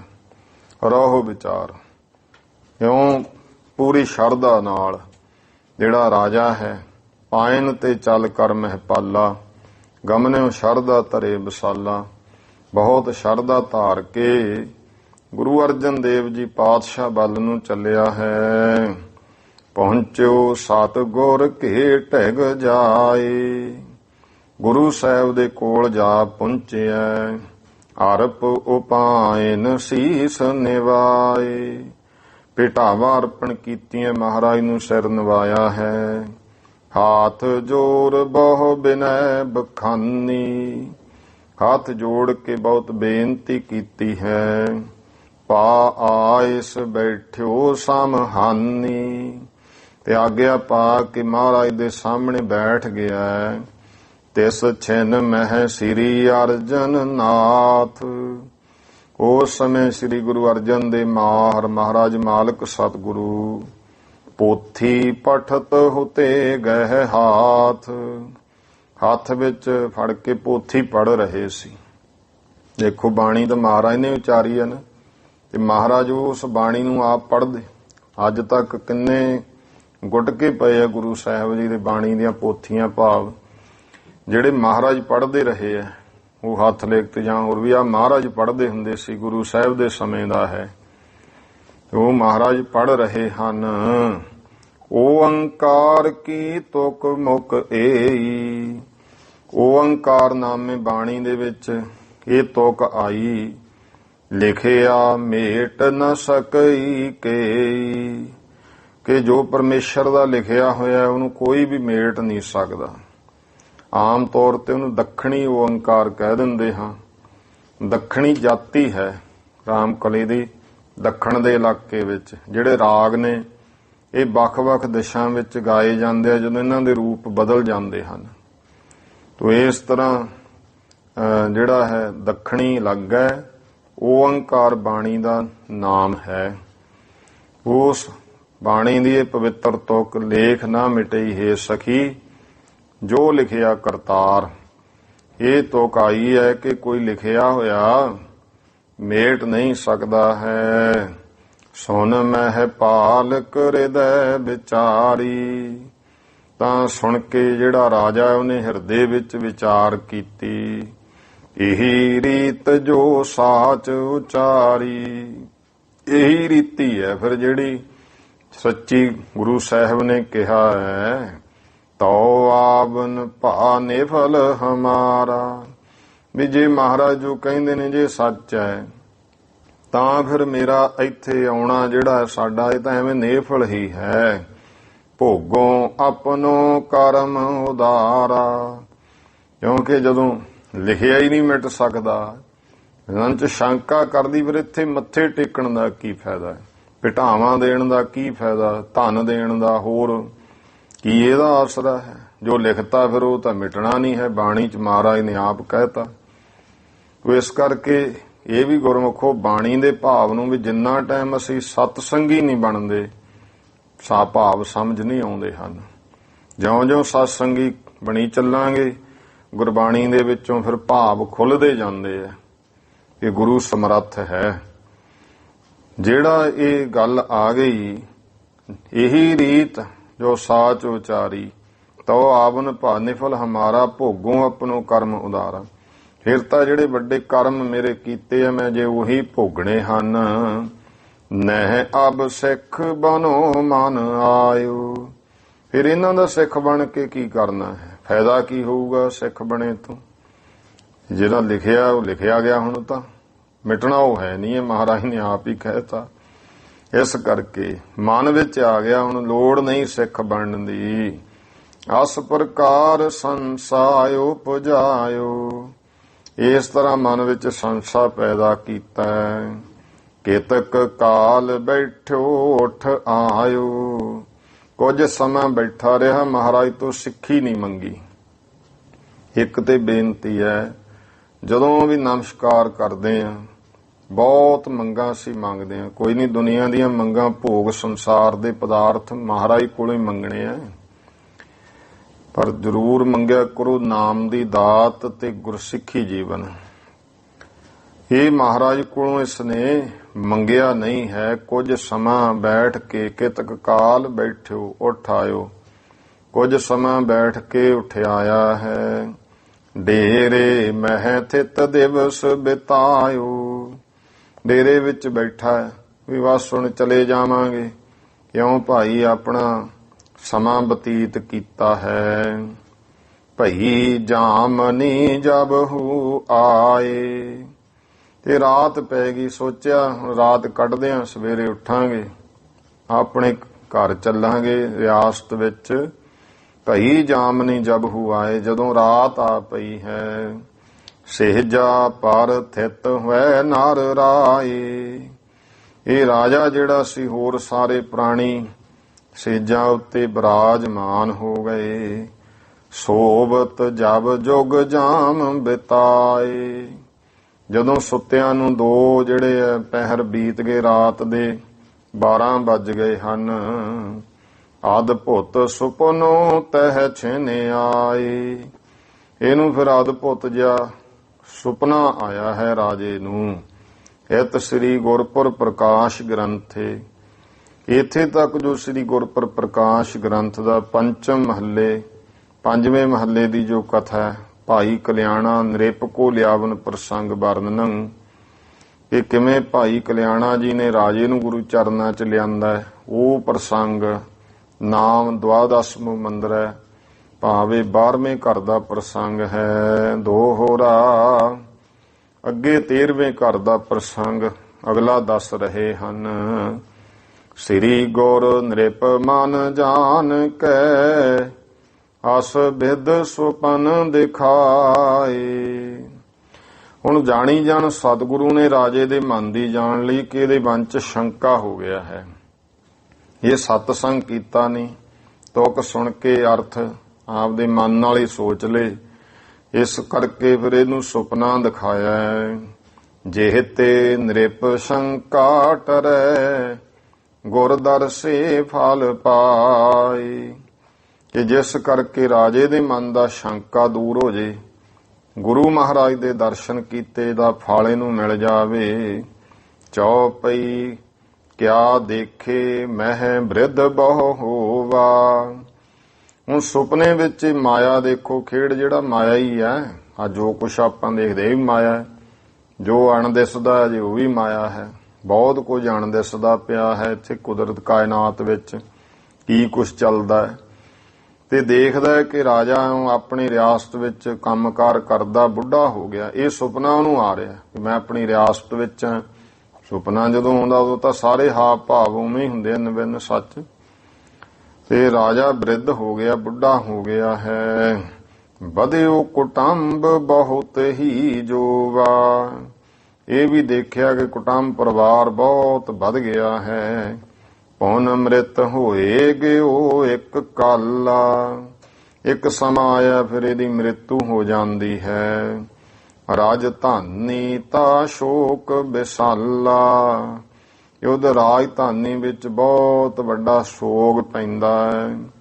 ਸਭ ਕੋ ਰੁਦਤ ਤਿਆਗ ਕਰ ਗਏ, ਇਉਂ ਸੁਪਨੇ ਵਿੱਚ ਆਉਂਦਾ ਸਭ ਨੂੰ ਰੋਂਦਿਆਂ ਛੱਡ ਕੇ ਰਾਜਾ ਚਲਿਆ ਜਾਂਦਾ, ਇਹਦੀ ਰੂਹ ਜਿਹੜੀ ਹੈ ਛੱਡ ਜਾਂਦੀ ਹੈ।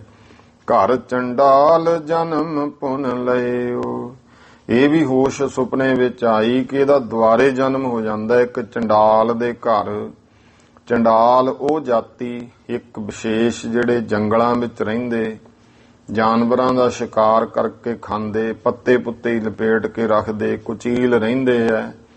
ਇਹੋ ਜਿਹੀਆਂ ਹੁਣ ਵੀ ਬਹੁਤ ਦੇਸ਼ ਨੇ, ਜਿਵੇਂ ਅਫਰੀਕਾ ਵਿੱਚ ਛੋਟੇ ਛੋਟੇ ਬਹੁਤ ਦੇਸ਼ ਹੈ। ਜਿਵੇਂ ਆਮ ਕਹਿੰਦੇ ਆਪਾਂ ਅਫਰੀਕਾ ਇੱਕ ਨਹੀਂ ਹੈ, ਉਹਦੇ ਵਿੱਚ ਹੀ 50-55 ਦੇਸ਼ ਜਿਹੜੇ ਇਕੱਠੇ ਆ, ਜਿਨ੍ਹਾਂ ਵਿੱਚ ਹਾਲਾਤ ਜਾ ਕੇ ਦੇਖੋ ਬਹੁਤ ਹੀ ਜਿਹੜਾ ਹੈ। ਜਦੋਂ ਹੁਣ ਤਾਂ ਭਾਵੇਂ ਸਾਰਾ ਕੁਝ ਆ ਤੁਸੀਂ ਵੇਖ ਲਿਓ ਸਾਹਮਣੇ ਆਈ ਜਾਂਦਾ ਹੈ ਨਾ, ਕਿੰਨਾ ਕੋਈ ਦੁਨੀਆ ਜਿਹੜੇ ਬਹੁਤ ਸੈਰਾਂ ਸੂਰਾਂ ਕਰਦੇ ਆ ਜਾਂ ਇਹਨਾਂ ਚੀਜ਼ਾਂ ਦੇ ਖੋਜ ਕਰਦੇ ਉਹ ਦਿਖਾਉਂਦੇ ਆ ਕਿ ਕਿੰਨੀ ਜਿਹੜੀ ਆ ਗੁਰਬਤ ਦੀ ਜ਼ਿੰਦਗੀ ਦੁਨੀਆ ਭੋਗਦੀ ਹੈ। ਪਰਮੇਸ਼ਰ ਨੇ ਸਾਰੇ ਕਰਮਾਂ ਮੁਤਾਬਕ ਹੈ ਨਾ, ਤੇ ਜਿਹੋ ਜਿਹੇ ਹੁਣ ਕੋਈ ਕਰਮ ਕਰਦਾ ਉਹੋ ਜਿਹਾ।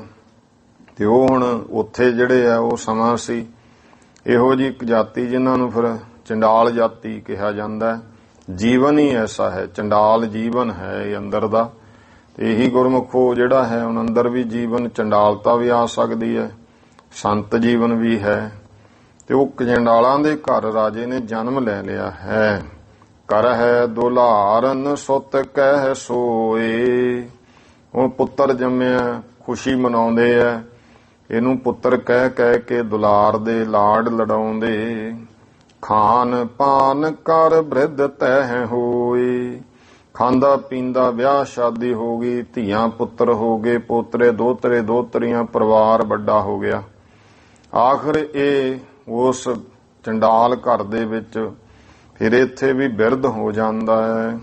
ਜਬ ਸੰਮਤ 10 ਕੋ ਹੋਏ ਗਏ। ਇਉਂ ਜਦੋਂ ਵੱਧਦਾ ਗਿਆ, ਇਹ 10 ਕੁ ਸਾਲ ਦਾ ਹੋਇਆ। ਖਾਨ ਪਾਨ ਕਰ ਉਤ ਸ਼ਬ ਤੇ ਵਿਆਹੇ ਤਹਿ ਭਏ। ਉਹਨਾਂ ਚੰਡਾਲਾਂ ਘਰ ਖੁਸ਼ੀਆਂ ਨਾਲ ਵਿਆਹ ਕਰ ਦਿੱਤਾ ਹੈ। ਇਸੀ ਰੀਤ ਬੀਤਿਓ ਚਿਰ ਕਾਲਾ। ਇਸੇ ਤਰ੍ਹਾਂ ਹੋਰ ਸਮਾਂ ਚਿਰ ਬੀਤ ਗਿਆ। ਭਇਓ ਤਰਨ ਬਲਵਾਨ ਵਿਸਾਲਾ। ਬੜਾ ਬਲ ਵਾਲਾ ਬਲਵਾਨ ਬਣ ਗਿਆ, ਜਵਾਨ ਅਵਸਥਾ ਹੈ। ਪੁੱਤਰ ਸੁਤਾ ਉਤ ਪਤ ਬਹੁ ਹੋਏ। ਪੁੱਤਰ ਧੀਆਂ ਬਹੁਤ ਅੱਗੇ ਪੈਦਾ ਹੋ ਗਏ। ਤਿਨ ਕੋ ਵਿਆਹੇ ਮੁਦਤ ਬਹੁ ਜੋਏ। ਉਹਨਾਂ ਦਾ ਵਿਆਹ ਕਰਤਾ ਬਹੁਤ ਖੁਸ਼ੀਆਂ ਦੇ ਨਾਲ। ਹਰਖ ਸੋਕ ਧਾਰਤ ਤਿਨ ਮਾਹੀ। ਉਹਨਾਂ ਵਿੱਚ ਰਹਿੰਦਾ ਜਵਾਕਾਂ 'ਚ ਖੁਸ਼ੀਆਂ ਗਮੀਆਂ ਧਾਰਦਾ ਹੋਇਆ। ਦੁੱਖ ਸੁੱਖ ਦੇਖ ਤੇ ਔਧ ਨਿਵਾਹੀ। ਇਉਂ ਦੁੱਖ ਸੁੱਖ ਦੇਖਦਿਆਂ ਇਹਦਾ ਜਨਮ ਜਿਹੜਾ ਹੋਰ ਉਮਰ ਬੀਤ ਗਈ। ਜਨਮ ਚੰਡਾਲ ਪਾਏ ਕਰ ਭੋਗਾ। ਇਉਂ ਚੰਡਾਲ ਦਾ ਜਨਮ ਪਾ ਕੇ ਭੋਗ ਕੇ ਫਿਰ ਇਹ ਭਇਓ ਮ੍ਰਿਤਕ ਤੇਹ ਤੇ ਵਧ ਸੋਗਾ। ਇਹ ਮੌਤ ਹੋ ਗਈ ਹੈ। ਇਹ ਫਿਰ ਇਉਂ ਬਹੁਤ ਸੋਗ ਵੱਧ ਗਿਆ, ਇਹਦੀ ਮੌਤ ਹੋਈ। ਇਹ ਸਭ ਸੁਪਨਾ ਪਾਏ ਨਰਿੰਦ। ਇਹ ਫਿਰ ਸਮਾਂ ਆਇਆ ਤੇ ਸਾਰਾ ਸੁਪਨਾ ਆਉਂਦਾ, ਸਰੀਰ ਚੱਕਿਆ ਘਰਦਿਆਂ ਨੇ ਤੇ ਉਹ ਮਿੱਟੀ ਪੁੱਟ ਕੇ ਕਬਰ 'ਚ ਦੱਬਤਾ। ਤੇ ਜਦੋਂ ਸਰੀਰ ਪਿਆ ਦਿਸੀ ਜਾਂਦਾ ਇਹਨੂੰ ਸੁਪਨੇ 'ਚ, ਤੇ ਜਦੋਂ ਭਰ ਕੇ ਉਹ ਕੜਛੇ ਜੇ ਪਾਉਣ ਲੱਗੇ ਉੱਤੇ ਮਿੱਟੀ ਉਹਨੇ ਸਿੱਟੀ ਤਾਹਾਂ ਤੋਂ ਰਾਜੇ ਨੂੰ ਇੱਕਦਮ ਜਾਗ ਆ ਗਈ। ਕਈ ਵਾਰ ਐਂ ਸੁਪਨੇ 'ਚ ਹੁੰਦਾ ਨਾ, ਆਪਣੇ ਨਾਲ ਵੀ ਹੁੰਦਾ, ਇੱਕਦਮ ਉੱਠਦੇ ਵੀ ਲੈ, ਫਿਰ ਇਹਦਾ ਵੀ ਨਹੀਂ ਮੈਂ ਤਾਂ ਮੰਜੇ ਤੇ ਪਿਆ, ਐਂ ਲੱਗਿਆ ਸੀ ਖੂਹ 'ਚ ਡਿੱਗਣ ਲੱਗੇ।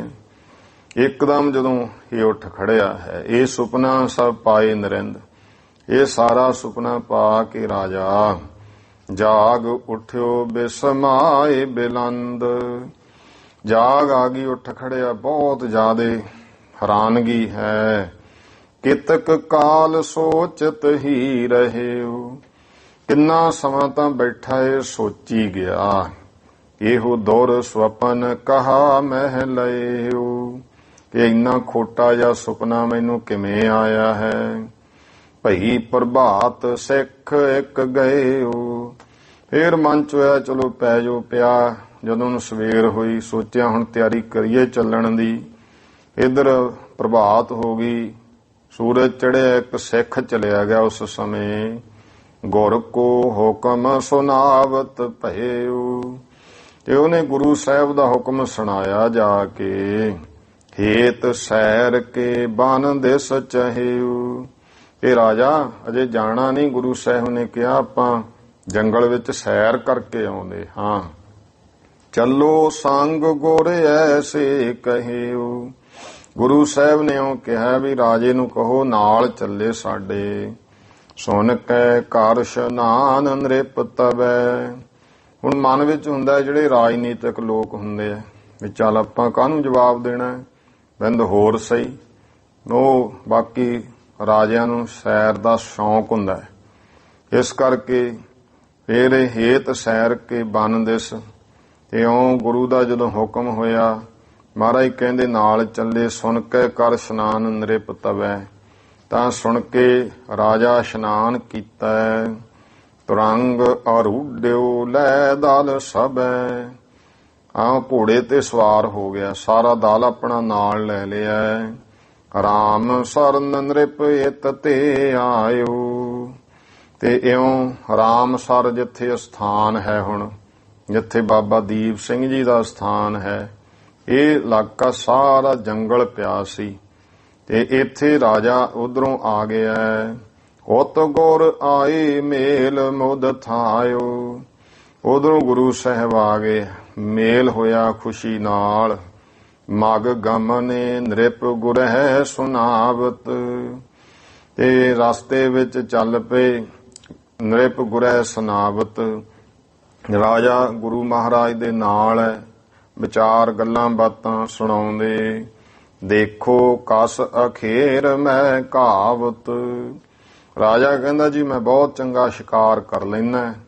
ਆਹ ਤੁਸੀਂ ਦੇਖਿਓ ਵੀ ਕਿਵੇਂ ਮੈਂ ਜਿਹੜਾ ਅਖੀਰ ਹੈ, ਅਖੀਰ ਦਾ ਭਾਵ ਹੈ ਕਿ ਜਿਵੇਂ ਕਿਸ ਤਰ੍ਹਾਂ ਮੈਂ ਸ਼ਿਕਾਰ ਜਿਹੜਾ ਔਖੇ ਤੋਂ ਔਖਾ ਸ਼ਿਕਾਰ ਆ ਉਹ ਵੀ ਕਰ ਲੈਂਦਾ ਹਾਂ। ਮਹਾਰਾਜ ਤੁਸੀਂ ਦੇਖੋ ਮੈਂ ਕਿਵੇਂ ਸ਼ਿਕਾਰ ਕਰਦਾ ਹਾਂ। ਗਏ ਤੂਰ ਕੇਤਕ ਉਦਿਆਨਾ।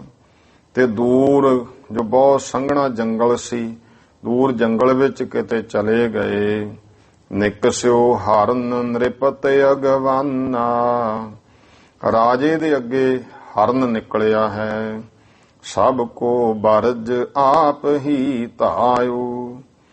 ਇਹਨੇ ਸੋਚਿਆ ਹਰਨ ਮੈਂ ਬੜਾ ਚੰਗਾ ਸ਼ਿਕਾਰੀ ਆ। ਸੀ ਉਹ ਸਾਰੀ ਮਾਇਆ ਗੁਰੂ ਮਹਾਰਾਜ ਦੀ ਪਾਈ ਹੋਈ। ਤੇ ਇਹਨੇ ਸਾਰਿਆਂ ਨੂੰ ਵਰਜਤਾ, ਤੁਸੀਂ ਨਾ ਆਇਓ ਮੈਂ ਇਹਦਾ ਸ਼ਿਕਾਰ ਕਰਦਾ। ਆਪ ਘੋੜਾ ਮਗਰ ਦੌੜਾ ਦਿੱਤਾ।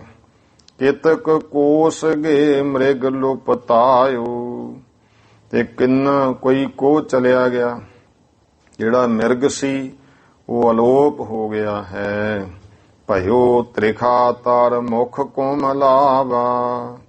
ਤੇ ਬਹੁਤ ਪਿਆਸ ਲੱਗੀ ਇਹਨੂੰ, ਪਿਆਸ ਕਰਕੇ ਗਰਮੀ ਨਾਲ ਮੂੰਹ ਕੁਮਲਾ ਗਿਆ ਹੈ। ਪਾਛੇ ਤੇ ਭਟ ਕੋ ਨਹਿ ਆਵਾ। ਇੰਨਾ ਅੱਗੇ ਨਿਕਲ ਗਿਆ ਜੰਗਲ ਵਿੱਚ, ਪਿੱਛੇ ਦਾ ਕੋਈ ਵਜ਼ੀਰ ਸੂਰਮਾ ਕੋਈ ਨਹੀਂ ਆਇਆ। ਇਤ ਉਤ ਫਿਰ ਕੈ ਹੇਰਨ ਕਰਿਓ। ਇਧਰ ਉਧਰ ਨੂੰ ਫਿਰਨ ਲੱਗਿਆ, ਵੇਖੀਏ ਕਿ ਤੂੰ ਪਾਣੀ ਮਿਲ ਜੇ, ਇਉਂ ਦੇਖਣਾ ਕੀਤਾ ਹੈ। ਦੂਰ ਜਾਏ ਇੱਕ ਗ੍ਰਾਮ ਨਿਹਰਿਓ। ਦੂਰ ਜਾ ਕੇ ਕੀ ਵੇਖਿਆ, ਕੁਝ ਕੁੱਲੀਆਂ ਜਿਹੀਆਂ ਪਾਈਆਂ ਛੱਪਰੀਆਂ ਪਿੰਡ ਜਾ ਵੇਖਿਆ ਹੈ। ਤਿਸ ਕੇ ਨਿਕਟ ਬਿਰਛ ਕੋ ਦੇਖਾ। ਉਹਦੇ ਨੇੜੇ ਇੱਕ ਦਰਖਤ ਵੇਖਿਆ। ਉੱਤਰ ਪਰਿਓ ਭਾਸਰਮਤ ਵਸੇਖਾ। ਬਹੁਤ ਜ਼ਿਆਦਾ ਥੱਕਿਆ ਹੋਇਆ ਰਾਜਾ ਤੇ ਉੱਥੇ ਉਤਾਰਾ ਕਰ ਲਿਆ। ਧਰ ਕੇ ਸੰਗ ਬਾਂਧ ਕਰ ਘੋਰਾ। ਉਹ ਦਰਖਤ ਦੇ ਨਾਲ ਇਸਨੇ ਆਪਣਾ ਘੋੜਾ ਬੰਨਿਆ ਹੈ। ਦੇਹ ਕੇ ਨਿਕਟ ਨੀਰ ਕੋ ਟੋਰਾ। ਉਹ ਦਰਖਤ ਦੇ ਨੇੜੇ ਥੋੜਾ ਨੀਵੀਂ ਜਗ੍ਹਾ ਪਾਣੀ ਵੇਖਿਆ, ਟੋਆ ਸੀ। ਕਰ ਪਗ ਮੁਖ ਜਲ ਸੰਗ ਪਖਾਰੇ। ਕਰ ਪਗ ਮੁਖ ਹੱਥ ਪੈਰ ਮੂੰਹ ਜਲ ਸੰਗ ਪਖਾਰੇ, ਪਾਣੀ ਨਾ ਧੋਤੇ ਹਨ। ਪੁਨ ਪੀ ਕਰ ਨਿਜ ਤ੍ਰਿਖਾ ਨਿਵਾਰੇ। ਤੇ ਇਉਂ ਪੀ ਕੇ ਜਿਹੜਾ ਹੈ ਆਪਣੀ ਤੇ ਦੂਰ ਕੀਤੀ।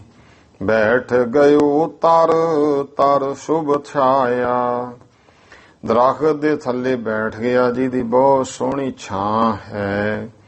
ਅਸ ਬਿਦ ਮਨ ਮਹਿ ਲੀਨ ਠਰਾਇਆ। ਮਨ ਦੇ ਵਿੱਚ ਇਸ ਤਰ੍ਹਾਂ ਇਹਨੇ ਸੋਚਿਆ ਹੈ, ਵਿਚਾਰਿਆ ਹੈ। ਜਬ ਹੈ ਤਪਤ ਥੋਰੀ ਹੋਏ ਜਾਏ। ਥੋੜੀ ਤਪਸ਼ ਘਟ ਜੇ, ਬੈਠ ਕੇ ਆਰਾਮ ਕਰ ਲਈਏ, ਥਕਾਵਟ ਜੀ ਦੂਰ ਹੋ ਜੂ, ਥੋੜੀ ਤਪਸ਼ ਦੂਰ ਹੋ ਜਾਵੇ। ਪੁਨ ਜੈ ਹੈ ਭਟ ਮਿਲ ਹੈ ਆਏ। ਫੇਰ ਜਾਵਾਂਗੇ, ਸੂਰਮੇ ਜਿਹੜੇ ਮੇਰੇ ਨਾਲ ਹੈ ਉਹ ਮੈਨੂੰ ਆਪ ਮਿਲਣਗੇ। ਅਸ ਬਿਦ ਕਿਤਕ ਕਾਲ ਤਹਿ ਥਾਨਾ। ਇਸ ਤਰ੍ਹਾਂ ਕੁਝ ਸਮਾਂ ਉਸ ਜਗ੍ਹਾ ਤੇ ਸੁਪਨ ਚੰਡਾਲ ਭੇਖ ਸੁਤੇ ਅੰਨਾ। ਤੇ ਜਿਹੜਾ ਸੁਪਨੇ ਵਿੱਚ ਚੰਡਾਲ ਬਣਿਆ ਸੀ ਉਹ ਪਰਿਵਾਰ ਆ ਗਿਆ। ਉੱਥੇ ਦਾ ਹੀ ਸਾਰੀ ਘਟਨਾ ਸੀ। ਇਹਦੇ ਜਵਾਕਾਂ ਨੇ ਵੇਖਿਆ, ਰੌਲਾ ਪਾਤਾ, ਜਿਵੇਂ ਕੋਈ ਪਾਪਾ ਬਾਪੂ ਕੀ ਕਿਹਾ ਉਹ ਬੈਠਾ। ਇਹ ਤਾਂ ਬੜਾ ਔਖਾ, ਆਪਾਂ ਤਾਂ ਮਰਿਆ ਸਮਝ ਕੇ ਦੱਬਿਆ ਸੀ। ਲੱਗਦਾ ਵੀ ਪਰਿਵਾਰ ਨੂੰ ਪਾਲਣ ਦਾ ਮਾਰਾ ਇੱਥੇ ਆ ਕੇ ਛੁਪ ਕੇ ਬਹਿ ਗਿਆ। ਇਹੋ ਜਿਹੀਆਂ ਗੱਲਾਂ ਹੋਈਆਂ ਤੇ ਕੀ ਬੀਤਦੀ ਹੈ ਉਹ ਪ੍ਰਸੰਗ ਆਪਾਂ ਕੱਲ ਅੱਗੇ ਪੜਾਂ ਸੁਣਾਂਗੇ। ਹੁਣ ਟਾਈਮ ਹੋ ਗਿਆ ਹੈ ਸਮਾਪਤੀ ਦਾ। ਭੁੱਲ ਚੁੱਕ ਦੀ ਖਿਮਾ ਸਰਬੱਤ ਮਾਈ ਭਾਈ। ਉਚਾਰਨ ਕਰੋ ਜੀ ਵਾਹਿਗੁਰੂ ਨਾਮ ਜਹਾਜ ਹੈ, ਚੜੇ ਸੋ ਉਤਰੇ ਪਾਰ। ਜੋ ਸਰਦਾ ਕਰ ਸੇਵਦੇ, ਗੁਰ ਪਾਰ ਉਤਾਰਨ ਹਾਰ। ਵਾਹਿਗੁਰੂ ਜੀ ਕਾ ਖਾਲਸਾ, ਵਾਹਿਗੁਰੂ ਜੀ ਕੀ ਫਤਿਹ।